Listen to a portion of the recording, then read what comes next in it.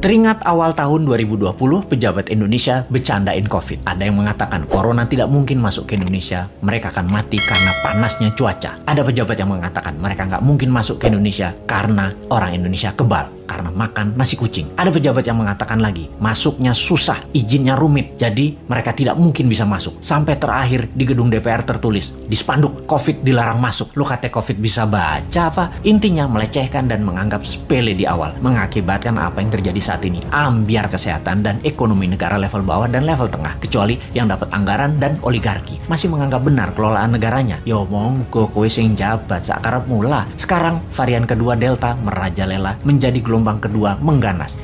Mulai disalahkan rakyatnya nggak kuat sama PPKM. PPKM aja mengeluh, apalagi di lockdown. Nah kok ngene sih sampean bernegaranya, Cak? Kok nuduh rakyat? Bentar, jangan-jangan kalau di lockdown 100% dengan darurat militer plus dikasih cuan selama 14 hari langsung reda COVID-nya ketimbang di PPKM kan, dimana 80% manusia masih pada ngider bingung sih tepatnya. COVID jadi tetap merajalela karena ikut bergerak juga mengikuti cangkangnya. Sudahlah, pokoknya nggak ada lockdown, adanya PSBB, lalu PPKM, lalu nanti muncul singkatan baru dan apalagi strateginya, ya terserah. Lalu sibuk vaksin sana sini, tahu-tahu ada strain mutasi baru, Lambda, jreng, kaget lagi. Dimana Lambda ini katanya anti vaksin, kebal vaksin. Apa sih sebenarnya yang terjadi? Vaksin sama virus kok pinter-pinteran begini, sakti-saktian, punya jurus di atas jurus. Karena bernegaranya punya gaya sendiri, nggak mau denger ilmu selain ilmu orang di sekitar istana, maka ya nggak apa-apa kita nggak dianggap, walaupun kita selalu memberi solusi melalui sosmed. Kita ingatkan versi lain, pernah kita berikan solusi pakai gelang hijau, fokus di daerah hijau,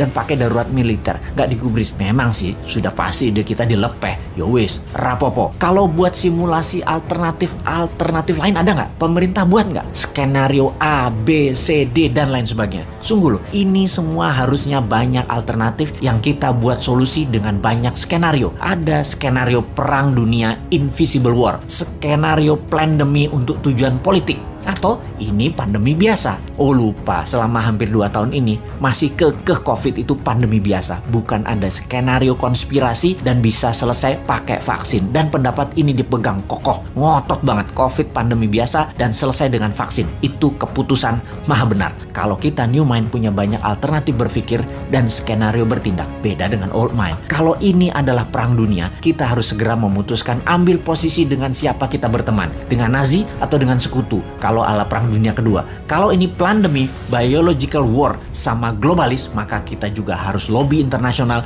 dengan big farmasi. Kalau ini pandemi dengan tujuan politik, kita pepet lawannya musuh kita. Ini dari sisi hulu, dari biang masalahnya. Kalau dari sudut pandemi globalis yang terus menginginkan kendali kesehatan, maka apa yang terjadi kalau vaksin sudah 100% populasi di Indonesia, ternyata pandemi COVID tidak hilang juga. Beli vaksin lagi. Lama hal ini sudah kita pertanyakan, namun pejabat bilang tidak mungkin, pasti hilang dengan vaksin. Iya paham, kalau tidak selesai ya nggak dijawab. Lalu yang dia bilang adalah lo ngeyel sih. Oke, kalau new mind bagaimana? Punya skenario lah kalau new mind. Skenario kalau COVID tidak bisa selesai oleh vaksin. Cara berhitungnya sederhana. Kalau terpapar 20.000 per hari, maka sebulan 600.000, setahun 7 jutaan. Saat ini 3,5 jutaan, alias total sampai akhir tahun 2022 bisa mencapai 15 jutaan. Dan ini baru memapar 5-10% populasi. Dimana kalau ternyata vaksin tidak menyelesaikan penyebaran COVID, maka 7 tahun COVID baru hilang dari bumi Nusantara. Karena untuk herd imunitas harus 70% tercapai.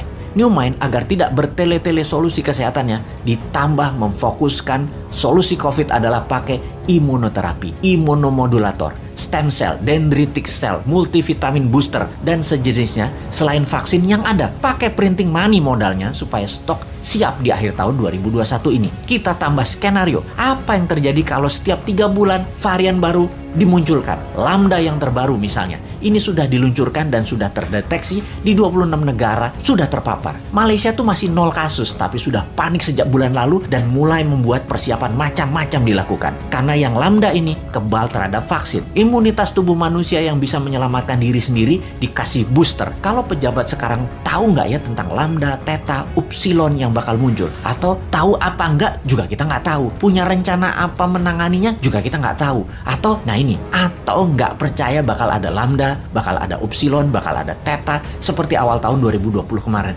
Ya monggo. Jadi kalau vaksin tidak menyelesaikan masalah ditambah varian baru yang lebih kuat muncul, mau PPKM karet berapa lagi? Karet 4 seperti sekarang aja jebol. Kalau karet 10 pedes banget ya. Masih belum nyadar juga ya bahwa solusi selama 2 tahun ini belum terlalu tepat. Setidak tepat selalu berhutangnya untuk hal yang tidak produktif di dalam bernegara. Ayolah melobi globalis. Bisa kan ngerti? Cuma nanya, jangan marah dong bos. Aku ya ora paham. Cuman kasihan rakyat aja.